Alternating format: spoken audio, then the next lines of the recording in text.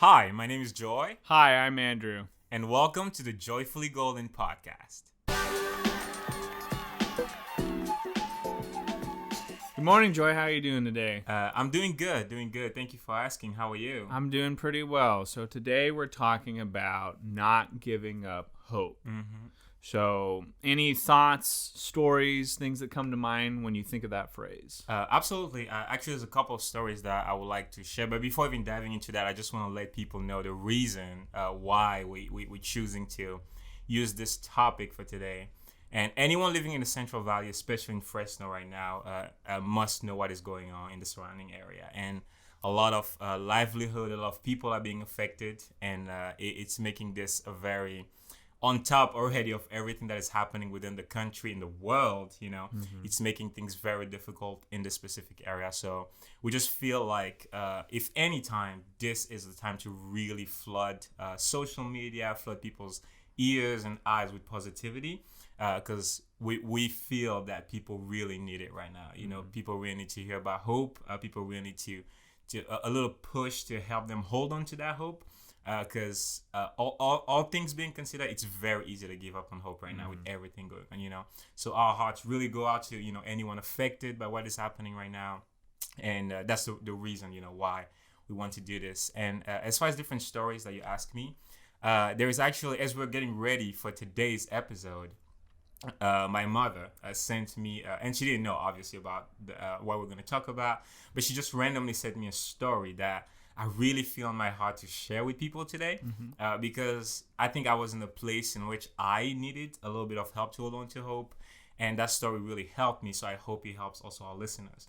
And I'm going to make it really quick because it's a long story, but the gist of the story is a drive that a daughter and her father are taking together. And the daughter she's a new driver. And so she's driving with her dad, and all of a sudden they enter a storm. They encounter a storm on the road. And so being a new driver, she tells her dad, should I pull over because I'm not sure I can handle this. And he tells her, no, just keep driving.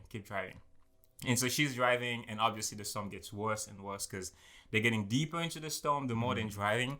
And she keeps looking at her dad, and she's like, Dad, should I pull over? Because this is crazy. And he's like, no, keep going. And she's seeing people pulling over, big trucks, way bigger trucks than the little car that she's driving, pulling over. And she's like, Dad, are you sure I should be going? He tells her, keep going. And eventually, after driving for some time through the storm, sure enough, they come out on the other side of the storm. And as soon as they do, he looks at her daughter. The father looks at his daughter, and he says, now you can pull over. And so she pulls over, and she's trying to process all this because there's the emotions, the fear. But she knew that her father loved to teach her lessons, life lessons through different things that happen. And so she was trying to think, what is the lesson I'm supposed to get from this? And so her father, sure enough, asks her, what do you see when you look back from where we came from? And so she looks back, and she says, I'm seeing the storm. He says, yes, but where are all the cars, that we saw pulling over in the middle of a storm? And she thought about it for a second, and she said, well, they're still in the middle of the storm. And he says, exactly. Remember this. If you pull over in the middle of the storm, you make the storm last longer. But if you keep driving and you don't give up on the hope, you don't give up on hoping, eventually you will get through the storm. And I think that just resonated so much with me because the place when most people tend to give up is when they're in the middle of the storm, when things are difficult, when things are hard, when they lose everything. But the reality is that if you give up, you stop believing that better is possible. You stop believing that you can get out of this eventually. You will only make the storm last longer. But if you hold on to hope, you lean on the people around you, and you keep moving forward, sure enough, it's just a season. No matter how big the storm is, how difficult it is, you will get through it, surely enough, if you do not stop, if you don't give up. And so I just felt in my heart to kind of like start with that story, and I like just give it, share with people. But yeah, how about you? Is there anything on your heart regarding this subject and topic? Absolutely. I think that that story really shines a light on the process of a struggle that everyone goes through at any time of their life, whether it's things that people in the Central Valley now are feeling and struggling with, or any time in our life, really. is the challenge of not giving up when things get hard or when there's a struggle, because it is so easy, and I've experienced this myself, to back down or fall back or turn around and go, you know what, maybe let me try this another day, or I've worked hard enough today, let me rest, or you know what, it's too hard, why even bother doing it? But the reality is life throws us these curveballs as a way to shape us and grow us and prepare us for the next level of what we're going to become. And through any type of training, whether it's training of your body, your mind, or of spirit, you go through this kind of like breakdown a little bit of like your muscles or your mental state when you're stressed, to build the resilience and come back even stronger. You know, it's like we have to get through these challenges that life faces us. And I think what has always helped me is knowing that I don't always have to do it alone. And I think that that's a big eye-opener when I really kind of thought about that. It's because I've always had supportive parents in whatever challenges I've had. And there have been times when it's like, oh, I'm struggling with this thing and I'm doing it and I'm like, okay, why isn't this working? And it's like, hey, have you asked for help? And it's like, oh no, I haven't. So let me do that. And that's a thing with whatever's going on in your life. You're never alone. Whenever somebody thinks, well, I've tried and I've tried and I've tried and it won't work, well, have you tried asking for help? Because that's one of the things you can do. There are always going to be people in our lives that are there to help us. Wow. And I think that's such a great thing about being a human, is that we have the capacity to do things for other people even when it won't benefit us. That's so Whether good. it's our time, our money, just listening. Sometimes all it takes is just to listen to somebody. And I think that hope is a very real thing. And I think that it allows us to strengthen our faith that things will get better. Because talking about the story, let me brush on that again, because that's a really good story. Storms happen in life. You can't avoid them. Yeah. And there's the realization or the hope that we know that we'll get out of them. And the longer you struggle and you are not wanting to move past it, well, the longer you're going to stay in it. But then, like how her and her dad, when she looked back, it's over. It's back there. It's in the past. It no longer, it's no longer applicable to now. And being able to move through the storms of life is something that's just part of being us. Absolutely. That's just something we deal with. Yeah, no, and I want to even add to something that I said that was so powerful, I think, is the fact that we don't have to go through it alone. And I think that is so powerful, because when you look at everything that is going on in the world, and even specifically in our area, there are two sides of this, right? There's people who are directly affected by this. There's people who are directly being hurt by this. And there's the people just observing or hearing about it in the news and things like that. And when you realize that together we can actually make it through this, it changes the equation. Because then the people that are being hurt by this know that they don't have to be tough enough, or they don't have to feel like because they lost a property or because they lost all these things, they have nothing to fall on, because they have people to fall on. They can ask for help. And then the people like me, because I'm not directly affected by anything happening right now, but I can put myself out there to help the people that, well, in any small or big way, and the fact that can happen, I think is a reason even to hold on to hope, because even the people affected by this know I may not have all the answers. I may not know exactly what to do or how to get through this, but the realization that you don't have to know how to get through it, to go through it, take some pressure off of you, because then you can literally lean on the community around you, on the people around you that are there to help. And then the people that can help also can lean into the fact that they can help people hold on to that hope by being there for them, by offering services, and by just coming to them, in the time of need. So I think that's just so powerful, because the reality is that until we realize that a lot of the things that are hurting us can only be resolved when we try to approach them as a community, with people who need help and people who can help together, I think until we get to that point in which that becomes almost the automatic response and thought, it's just going to be hard to go through things, you know, because like you say, you mentioned faith. In a way, hope without faith cannot exist, because hoping is literally having the faith that something that is not here right now, something that is, because all I'm seeing is the storm, but I have the faith that there is something on the other side of the storm. And sometimes it's impossible to nurture that faith without people that you can lean on, that can help you, that can help feed into that faith. So yeah, I just kind of wanted to add on that because I just think it's an amazing point.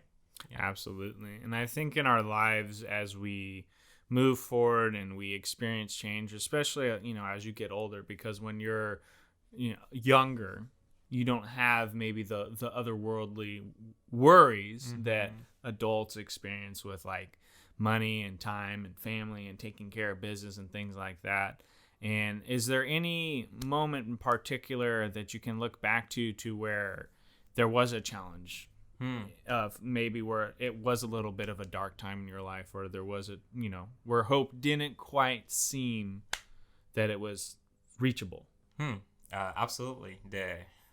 There's a few instances that come to mind, but I think one of the most prominent one, and probably one of the hardest time in my past too, looking back at it, was I don't know, most people may not know this, but my parents are not together anymore because they split. And that happened, I believe, my second year in the US, because I came here for school, and they didn't even tell me that it happened. When I heard it was from friends, who were back home, and told me, well, there's something going on with your parents. And for most people, this might not be a big deal. Most people may think, whatever. But for me, everything I am, I feel like I owe it to the way my parents raised me, to the way in which together they literally fed my spirit, my soul, and my physical being to become this person. So my worldview was sustained by the fact that they were just this solid image, that I had in my mind. And that being ripped apart just shattered me. Like, my world fell apart, or at least it felt like it. And it was my sophomore year in college, and it was a dark year. I lost my joy. I lost my will to live, if I'm 100% honest. And it was just difficult to be in that moment, especially because from my perspective, I blamed myself for it, because as far as I was concerned, until coming to the US, everything was fine between them. So my thought was, maybe if I had stayed, that wouldn't have happened. What if I could have prevented it by being there? So there's a lot of guilt, a lot of wondering what is going to happen to my siblings and things like that. And it was just very hard to see any hope in that moment, and to see anything positive at all to hold on to. But I mean, eventually we made it through. Eventually my family is fine. We're not falling apart or anything. And even though my parents still apart, I had to lean on the people that were around me in that season. Absolutely. And some of them still my best friends to this day, because they were there in that time when I needed help the most. But I think coming back to the hope factor, hope in some ways is almost delusional, because even though my parents are not together still to this day, I still have the right to hold on to the hope that it could come back together. And someone might tell me, you're wasting your time, but I have the right to exercise my faith in that way and hope that could happen, And when you look at it that way, I just feel like that's a gift that every single human being needs to have. The ability to be facing the most challenging situations in the world, and to be able to have the faith that even this crazy thing can be resolved one day. And I was given that gift through the people that were around me, through the people that were able to speak into my soul, to help me see the brightest possibilities, and to move on practically through that season. But I think being able to find a way to hold on again to that hope literally make the difference, for me in that season. And so I guess using that analogy for anyone out there, who is facing something that might be small to everybody else, but that is huge to them, because that's the relativity, right? Like, because of your worldview, how you were raised, something that literally makes your world fall apart to me might mean nothing. And for anyone out there who is facing something like that, whether it's with what is happening right now, the fires and all the things going on in the country, or something more personal, just know that hope is something you have the right to. And no matter how impossible it might seem for things to change or for things to get better for you, for your loved ones, for your family, know that there is power in you being in a place of hope and exercising your faith to believe that things can get better. Because the reality, and this is the crucial part, the reality is that as long as we still here, and as long as there is life, as long as the world goes around, it can change.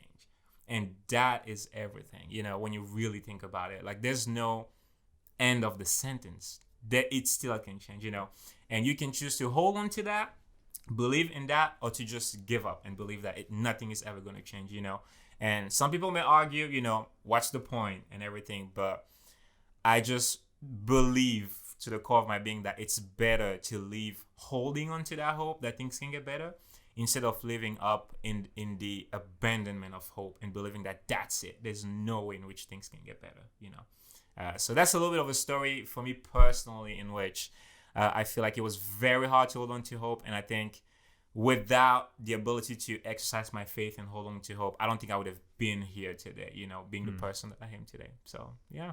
And I appreciate you sharing that, because it is, absolutely, that is one of the things that it's our life stories, the things that connect us to other people, because some experiences, while may not as always be the same for each individual, there are people that share in similar experiences with one another. And I think one of the things that you had mentioned that I want to focus on is that the belief that things are going to get better, because I think that they do, and I think that they continue to. We have different problems in our world that we face, and each different year there's always going to be a new challenge, whether it's as an individual, a family, a community, a country, or the world in and of itself. Yeah. But the point I think that I'm trying to make here is there are people that get the job done. There are ways in which things will end. This pandemic will end. Yeah. The fires will go out. There are people working day in, day out that aren't giving up. And when we see in like the news the danger that's being posed, don't forget that there's this thing in the background. It's all the exercise, the energy, the work, the sacrifice that people are making, because they know there's the responsibility to get through this so that we can have that better tomorrow. Wow, that's good. That's really good. And so as we wrap up today, I really want to capitalize on the story about going through the storm, because life is a season. It's different seasons of happy and sad times. And you're always going to be able to go through a storm. They won't last forever. And I think that being able to lean on people and knowing that you haven't tried everything until you've asked for help, I think those are two really big important things. And that know that there are people out there that care. There are people out there that believe, and they act on that faith. They chase that hope to know that they're going to go towards a better tomorrow. Absolutely. Yeah. And kind of like just adding up to that practicality of being able to help, we're probably going to add a link, in this video, in which you guys can either donate towards different organizations or groups that are actively helping the people affected, especially by the creek fires in our area right now. And so feel free to check them out and, just help however you can. Because again, the only way to get through difficulties in this lifetime is together. And this is a tangible, practical way in which right now in this area, we can come together and help out people, tons of people, so. Yeah. Absolutely. Awesome. All right. Well, thanks for watching, everybody, and we'll see you in the next episode. Until then, have a joyfully golden week.